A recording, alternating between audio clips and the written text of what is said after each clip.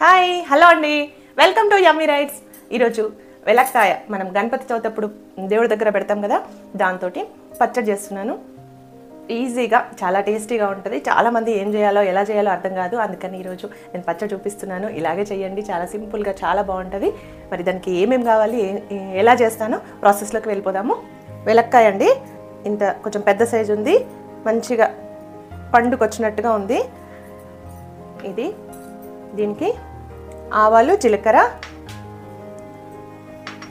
శనగపప్పు, కొంచెం పోపుకి ఉప్పు, కొత్తిమీర, పచ్చిమిర్చి, ఒక 5-6 పచ్చిమిర్చి. ఇది కొంచెం పులిపే ఉంటుంది కాబట్టి దీనికి ఇంకా ఏమీ అవసరం లేదు. కొంచెం పెరుగు యాడ్ చేసుకుందాం, చాలా బాగుంటుంది. పెరుగుతోటి పచ్చడి చేసుకుందాం. ఇది పెరుగు, దీనికి సరిపడా పెరుగు, మంచిగా గడ్డ పెరుగు ఇంట్లో తోడబెట్టింది. ఇది వేసేసుకుందాము. సాల్ట్ ఖచ్చితంగా యాడ్ చేయాలి కాబట్టి సాల్ట్. చాలా సింపుల్ ఇంగ్రీడియంట్స్ కదండి. ముందు మనము పచ్చిమిర్చి మిక్సీ పట్టేసుకుందాము. పచ్చిమిర్చి కొంచెం జీలకర్ర వేసి మిక్సీ పట్టుకొని ఆ తర్వాత దీన్ని కొట్టి ఈ లోపల గుజ్జు ఉంటుంది కదా, దీన్ని కూడా మనం పచ్చిమిర్చి పేస్ట్ చేసుకున్న తర్వాత ఇది వేసి ఒక్కసారి తిప్పుదాం. ఎక్కువ ఫైన్ పేస్ట్ కాకుండా జస్ట్ బరకగా.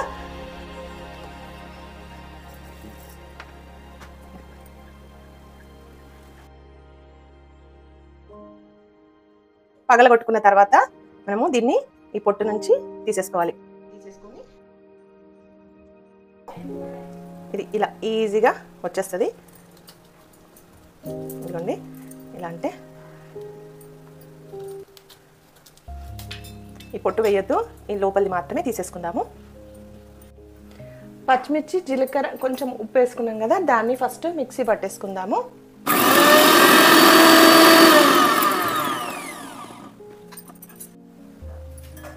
ఇదిగోండి, ఇలా మిక్సీ అయిన తర్వాత దీంట్లో మనం ఎలక్కాయ కొట్టి పెట్టుకున్నాం కదా, ఆ గుజ్జును కూడా ఇందులో వేసి ఒకసారి మిక్సీ పట్టేసుకుందాం. తీసి పెట్టుకున్నాం కదా కాయ లోపలంతా, దీన్ని కూడా ఈ మనం పచ్చిమిర్చి వేసిన దాంట్లో వేసేసుకొని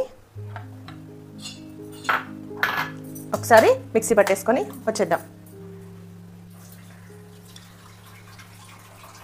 పెరుగుని ఒక 3-4 గంటలు తీసుకొని కొంచెం గిలకెట్టుకుందాము. ఇది సాఫ్ట్ అయిన తర్వాత మనం మిక్సీ పట్టుకున్న దాన్ని ఇందులో వేసేసుకొని సాల్ట్ సరిపడా చూసుకొని పోపు చేసుకోవడమే. పెరుగు గిలకొట్టి పెట్టుకున్నాం కదా, ఇది మిక్సీ పట్టుకున్న మిశ్రమాన్ని ఇందులో వేసేసుకుందాము. దీంట్లో వేసేసుకొని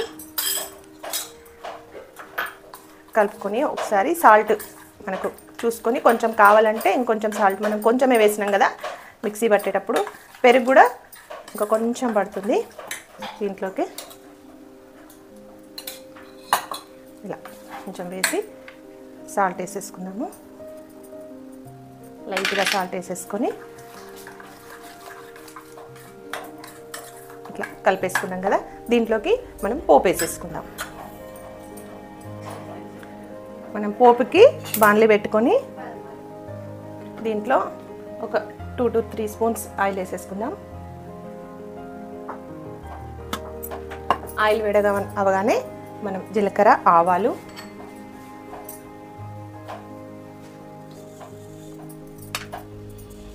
జీలకర్ర వేసేసుకొని అది కొంచెం చిటపట అన్న తర్వాత దీంట్లోనే శనగపప్పు, మినపప్పు, లైట్గా శనగపప్పు, మినపప్పు కూడా వేసేసుకుందాము.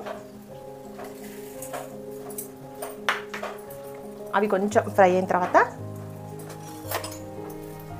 కరివేపాకు వేసుకుందాం.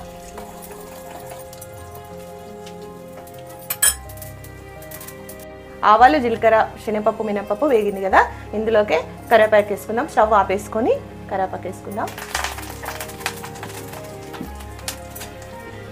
ఒక చిటికెడు పసుపు, కొంచెం కలర్ కోసం చిటికెడు పసుపు వేసేసుకొని ఈ పోపుని మనం చేసి పెట్టుకున్న పచ్చడిలో వేసేసుకుందాం.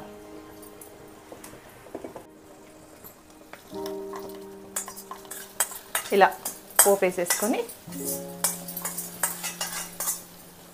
చివరగా ఇదంతా కలిపేసుకొని దీనిలోకి మనం కొత్తిమీర చిన్నగా కట్ చేసుకొని వేసేసుకుందాం.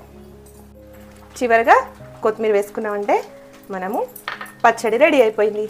ఎంత ఈజీగా పచ్చడి, మంచి టేస్టీ పచ్చడి. ఇది చపాతీలో కానీ అన్నంలో కానీ దేనికైనా చాలా మంచిది. మనం ఎప్పుడో ఒకసారి కదండి ఈ కాయలు తెచ్చుకోవడం, పండగ ఈ సీజన్లోనే కదా, వినాయక చవితి అప్పుడే తెచ్చుకుంటాం కాబట్టి వేస్ట్ చేయకుండా ఇలా పచ్చడి తినాలంట. హెల్త్ కూడా చాలా మంచిది కాబట్టి ఒకసారి ట్రై చేయండి. నచ్చితే ఎప్పటికీ ఇలాగే చేసుకోండి. మనం సర్వింగ్ బౌల్లోకి తీసేసుకుందాం పచ్చడిని.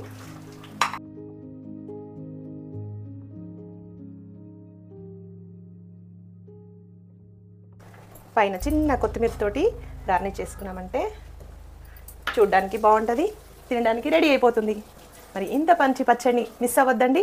ఫుల్ వీడియో చూసి మంచిగా చేసి ఎలా ఉందో నాకు కామెంట్ చేయండి. ఇలాంటి మంచి వీడియోస్ తోటి మళ్ళీ మీ ముందుకు వస్తూ ఉంటానండి.